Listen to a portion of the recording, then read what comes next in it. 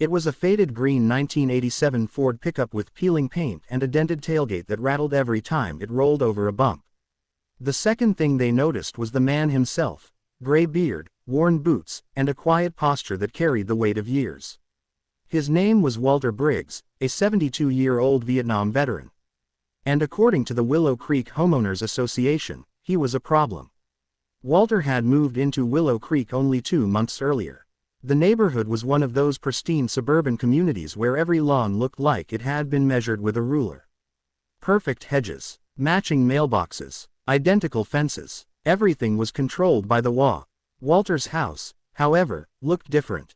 It wasn't ugly, just simple. A small, single-story home with a modest yard. The grass wasn't trimmed to golf course perfection, and Walter's old truck was usually parked in the driveway. To the WA president, that was unacceptable. Her name was Karen Holloway. Karen had ruled Willow Creek for 8 years with an iron clipboard and a permanent scowl. She treated WA rules like federal law, and Walter Briggs had broken several of them. At least, according to her. One Monday morning, Walter opened his mailbox and found a thick white envelope stamped with the WA seal. He carried it inside, set it on the kitchen table, and slowly opened it. Inside was a letter. At the top were the words, "Final notice." Walter adjusted his glasses and read, "Unapproved vehicle in driveway, lawn height violation, improper exterior maintenance, mailbox paint inconsistency." At the bottom was a total, $10,000 in accumulated fines. Walter blinked. $10,000. He read the number again. Then he sighed quietly. That afternoon, Karen Holloway marched up Walter's walkway with 2 other WA board members trailing behind her like loyal assistants. She knocked sharply on the door. Walter opened it a moment later. "Yes." Karen immediately raised the letter. "Mr. Briggs, you received our notice." Walter nodded calmly. "I did." "Then you understand you owe the WA $10,000. Walter leaned against the doorframe. "That's a lot of money for tall grass." Karen crossed her arms. "These fines accumulated over the past 8 weeks. Your vehicle violates neighborhood standards, your lawn exceeds height restrictions, and your mailbox color is not approved." Walter looked down the street. Perfect lawns. Brand new SUVs. Then he looked back at Karen. "I'm a retired veteran," he said quietly. "I live on a pension." Karen shrugged. "Rules apply to everyone." One of the board members added smugly. "If you can't afford the neighborhood, maybe you shouldn't live here." Walter stared at them for a moment. Then he asked a simple question. "And if I don't pay?" Karen smiled thinly. "We place a lien on your property." Walter nodded slowly. "I see." Then he closed the door. Karen left feeling victorious. "Give it a week," she told the board. "He'll either pay or we'll take the house." The board members laughed. To them, Walter Briggs was just another stubborn homeowner who would eventually fold. But they had no idea who they were dealing with. 2 days later, a black SUV pulled into Walter's driveway. A man in a suit stepped out carrying a folder. Walter greeted him on the porch. "Morning, Mr. Calder." "Morning, Colonel Briggs." Walter smiled slightly. "Retired colonel. Still counts." They sat on the porch while Calder opened the folder. "You're sure you want to move forward with this?" he asked. Walter nodded. "Let's do it." Meanwhile, Karen was enjoying her morning coffee when her phone rang. The caller ID showed unknown number. She answered. "Karen Holloway." A calm voice replied. "Good morning. This is Michael Calder, legal representative for Briggs Development Holdings." Karen frowned. "I think you have the wrong number." "Actually," Calder said politely, "I'm calling regarding Willow Creek subdivision." Karen sat up straighter. "What about it?" There was a pause. Then Calder said something that made the coffee cup slip from Karen's hand. "My client now owns 48% of the neighborhood's undeveloped property and common infrastructure rights." Karen froze. "What?" Within an hour, the entire WA board had gathered in the community clubhouse. Papers were spread across the conference table. Property records, land maps, legal filings. Karen stared at the documents in disbelief. "This can't be real." Calder sat calmly across from them. "It is." Another board member asked. "How could someone buy half the neighborhood without us knowing?" Calder slid a document across the table. "Most of the undeveloped lots were owned by the original developer. They quietly sold them yesterday."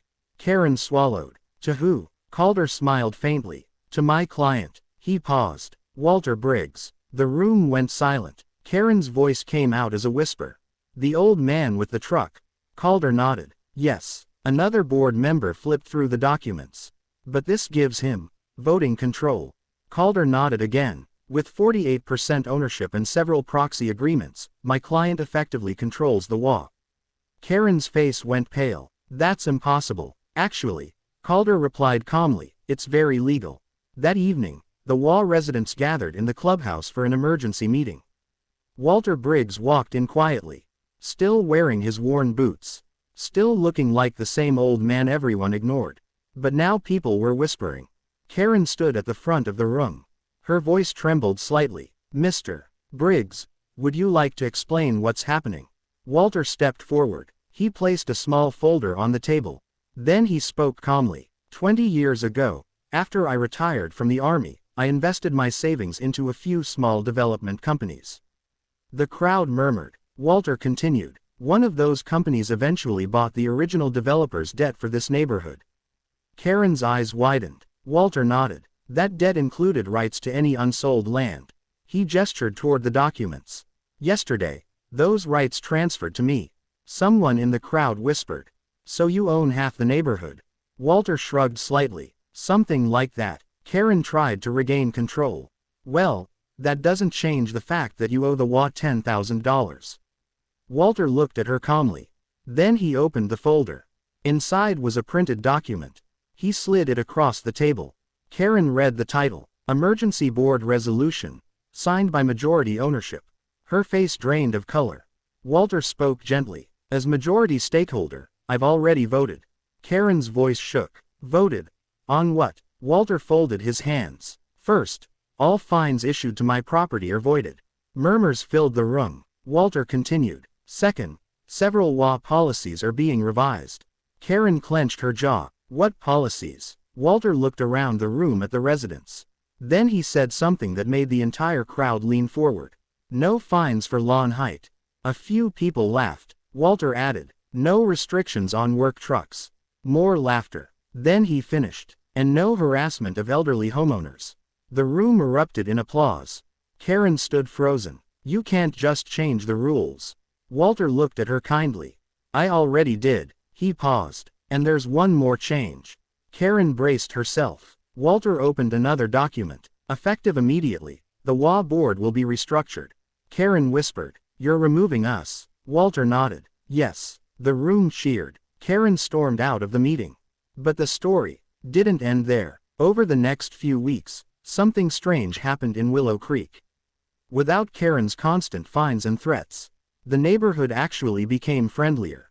Neighbors started talking again. Kids played outside. People stopped worrying about grass measurements.